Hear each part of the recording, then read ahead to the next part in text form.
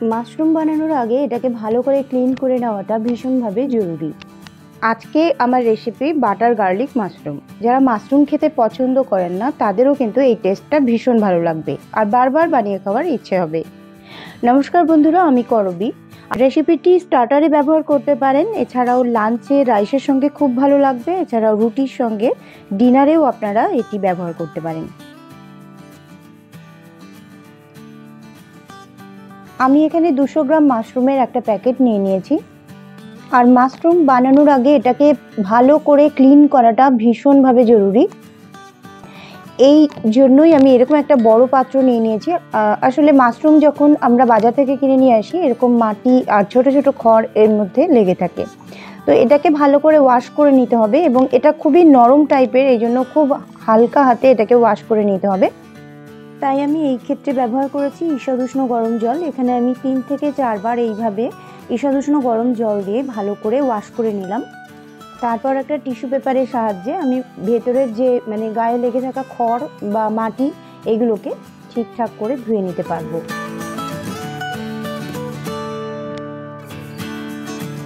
ভালো করে পরিষ্কার করা হয়ে গেলে এর যে ডাঁটিটা, তার নিচের অংশটা সিদ্ধ হতে চায় না, সেটা টুকরো করে কেটে বাদ দিয়ে দিলাম এবং আমি এই রকম শেপ দিয়ে টুকরো টুকরো করে নিচ্ছি। আপনারা চাইলে দুটো টুকরো করতে পারেন বা খুব ছোট মাশরুম হলে, বাটন মাশরুম খুব ছোট সাইজের হলে আপনারা গোটাও ব্যবহার করতে পারেন এই রেসিপিটায়।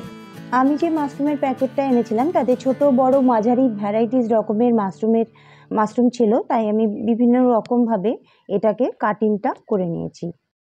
এখন প্রথম এবং দ্বিতীয় স্টেপে কাটিং আর ধোয়া এগুলো হয়ে গেছে। এখন আমি তৃতীয় স্টেপে চলে যাব, যেখানে আমি কড়াই গরম হলে সাদা তেল আর বাটার সহযোগে দিয়ে দেবো। আমি এখানে 1 থেকে 1.5 টেবিল স্পুন সাদা তেল আর 1 টেবিল স্পুন মতো বাটার অ্যাড করেছি। আপনারা চাইলে পুরোটাই বাটারে বানাতে পারেন, সেই ক্ষেত্রে আপনারা 2 টেবিল স্পুন বাটার দিয়ে দেবেন। ভালো করে প্রথমে মাশরুমগুলোকে হালকা করে ভেজে নেব এবং এই ভাজাটা কিন্তু হাই ফ্লেমে করতে হবে, না হলে জল বেরিয়ে যাবে মাশরুম থেকে আর মাশরুমগুলো খুব ছোট ছোট হয়ে যাবে। এখন আমি দিয়ে দিলাম শামরিচের পাউডার।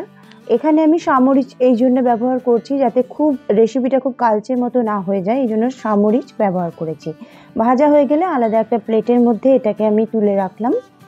এটা আপনারা শুধু মুখেও খেতে পারেন, এতটাই টেস্টি, এই পর্যায়ে এতটা টেস্টি হয়েছে। আমি অল্প আরও একটি 1/2 টেবিল স্পুন মতো বাটার অ্যাড করে কুচনো পেঁয়াজ, এখানে একটা মিডিয়াম সাইজের পেঁয়াজ এইভাবে কুচিয়ে নিয়েছি, সেইটা আমি দিয়ে দিলাম। ভালো করে এটাকে ভাজা ভাজা করে নিয়ে আমি দিয়ে দেবো এখন গার্লিক বা রসুন। যেহেতু বাটার গার্লিক, তাই গার্লিকের মাত্রাটাও কিন্তু এখানে একটু বেশি পরিমাণেই ব্যবহার করতে হবে এবং এর যে ফ্লেভারটা, বাটার, গার্লিক এবং গোলমরিচ, শামরিচ যেটা, এই তিনটে সহযোগে কিন্তু অসাধারণ একটা টেস্ট আসে।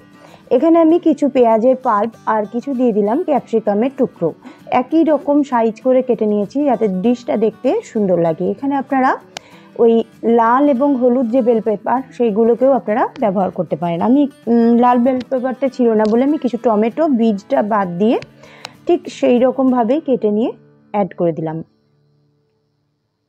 ভালো করে হাই ফ্লেমে এটাকে নাড়াচাড়া করতে হবে যাতে একটা স্মোকি ফ্লেভার আসে।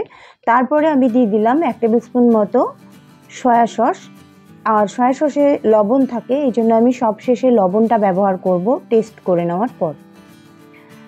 সয়া সস দিয়ে দেওয়ার পর আমি এখানে ভেজে রাখা মাশরুমগুলো অ্যাড করে দিলাম। রেসিপিটা কিন্তু তৈরি হতে খুব বেশি সময় লাগে না, খুব তাড়াতাড়ি তৈরি হয়ে যায়। এটা আপনারা অতিথি বাড়িতে এলে স্টার্টারে ব্যবহার করতে পারেন বা লাঞ্চে ভাতের সঙ্গে সাইড ডিশ হিসেবে রাখতে পারেন বা ডিনারে কিন্তু রুটি বা পরোটা, লুচি এইসবের সঙ্গেও এই রেসিপিটি দারুণ লাগবে খেতে। আমি লবণটা টেস্ট করে দেখলাম, যতটুকু পরিমাণ লবণ লাগবে আমি অ্যাড করলাম। এক্ষেত্রে আমি চিনিও ব্যবহার করব স্বাদের একটা ব্যালেন্সের জন্য।